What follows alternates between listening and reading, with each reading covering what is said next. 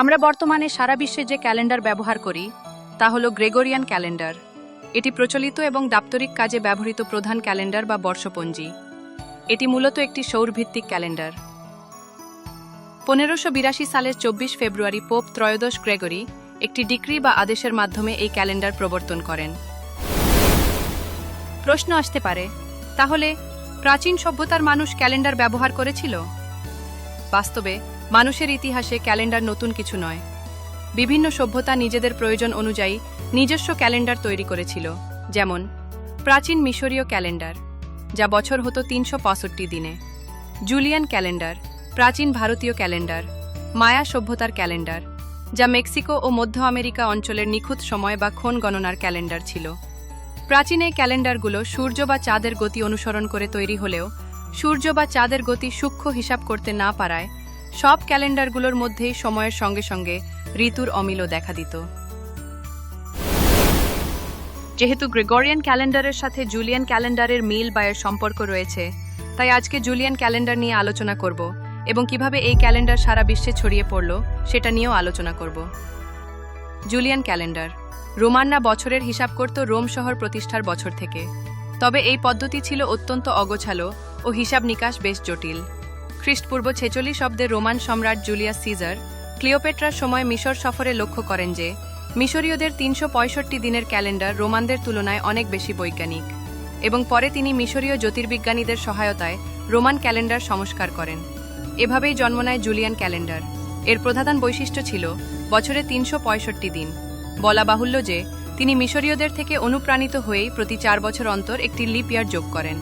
এই সংস্কারের পরেও কিছু উৎসবের সময় বা ক্ষণের তারতম্য দেখা যায়। জুলিয়ান ক্যালেন্ডারের ত্রুটি। জুলিয়ান ক্যালেন্ডারে বছরের দৈর্ঘ্য ধরা হয়েছিল 365.25 দিন, কিন্তু প্রকৃত সৌর বছর হল 365.2422 দিন। এই সামান্য পার্থক্যের কারণে প্রতি বছর প্রায় 11 মিনিট বেশি গণনা হচ্ছিল। 1600 বছর পর এই ভুল জমে দাঁড়ায় প্রায় 10 দিনের পার্থক্য। ফলে ঋতু ও তারিখের সমন্বয় হচ্ছিল না, যা খ্রিস্টান ধর্মীয় উৎসবগুলো ভুল সময়ে হয়ে যাচ্ছিল। পোপ গ্রেগরির চূড়ান্ত সংস্কার, জুলিয়ান ক্যালেন্ডার, যা মিশরীয় মডেলের ওপর ভিত্তি করে তৈরি হলেও পোপ গ্রেগরি বুঝতে পারলেন যে এই ক্যালেন্ডারে ত্রুটি আছে, যার ফলে উৎসবের সময় বা ক্ষণ ভুল হয়ে যাচ্ছে। এটি সমাধানের জন্য তিনি সেই সময়ের সেরা গণিতবিদ এবং জ্যোতির্বিজ্ঞানীদের নিয়ে একটি কমিটি গঠন করেন এবং মাত্র 11 মিনিট সময়ের ব্যবধান ঠিক করে ক্যালেন্ডারটিকে আরও সূক্ষ্ম করা হয়। এই সংস্কারই আজকের গ্রেগরিয়ান ক্যালেন্ডার, যা 1582 খ্রিস্টাব্দে সংস্কার করা হয়েছিল। এবার জেনে আসি ক্যালেন্ডারে কিভাবে বা কখন এডি বা খ্রিস্টাব্দ যুক্ত হয়। আমরা যেটা জানি, যীশু খ্রিস্টের জন্মের পর থেকে এডি বা খ্রিস্টাব্দ যুক্ত হয়।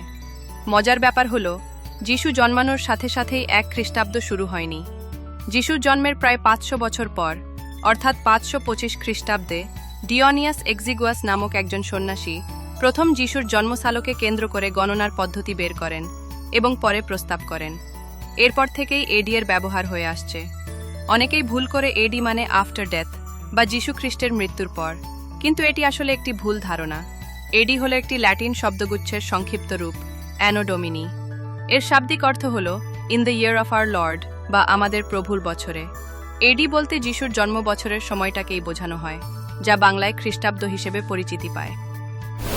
গ্রেগরিয়ান ক্যালেন্ডার সারা বিশ্বে ছড়িয়ে পড়েছে কেন? গ্রেগরিয়ান ক্যালেন্ডার সারা বিশ্বে ব্যবহার হওয়ার পেছনে কেবল বৈজ্ঞানিকভাবে স্বীকৃত এর মূল কারণে নয়, বরং রাজনৈতিক ক্ষমতা এবং বিশ্বায়নের বা গ্লোবালাইজেশন একটি বড় ভূমিকা পালন করেছিল। 1. ব্রিটিশ ও ইউরোপীয় সাম্রাজ্যবাদ বা দ্য পাওয়ার ফ্যাক্টর। ব্রিটিশ, ফরাসি, স্প্যানিশ এবং পর্তুগিজরা যখন বিশ্বের অধিকাংশ দেশ দখল করে উপনিবেশ স্থাপন করেছিল, তারা তাদের নিজস্ব প্রশাসনিক ব্যবস্থা এবং ক্যালেন্ডার সেখানে চাপিয়ে দিয়েছিল। 2. নেটওয়ার্ক ইফেক্ট বা নেটওয়ার্ক এফেক্ট। যখন বড় শক্তিশালী দেশগুলো যেমন ব্রিটেন, ফ্রান্স, আমেরিকা এই ক্যালেন্ডার ব্যবহার শুরু করলো, তখন বাকি দেশগুলো যেমন জাপান, চীন বা তুরস্ক দেখল যে তাদের সাথে তাল মেলাতে হলে গ্রেগরিয়ান ক্যালেন্ডার গ্রহণ করতে হবে। 3. বৈজ্ঞানিক শ্রেষ্ঠত্ব বা সায়েন্টিফিক অ্যাকুরেসি। অন্যান্য অনেক ক্যালেন্ডারের তুলনায় গ্রেগরিয়ান ক্যালেন্ডার সূর্যের গতির সাথে অনেক বেশি নিখুঁত, যা বৈজ্ঞানিকভাবে স্বীকৃত হয়েছে। 4.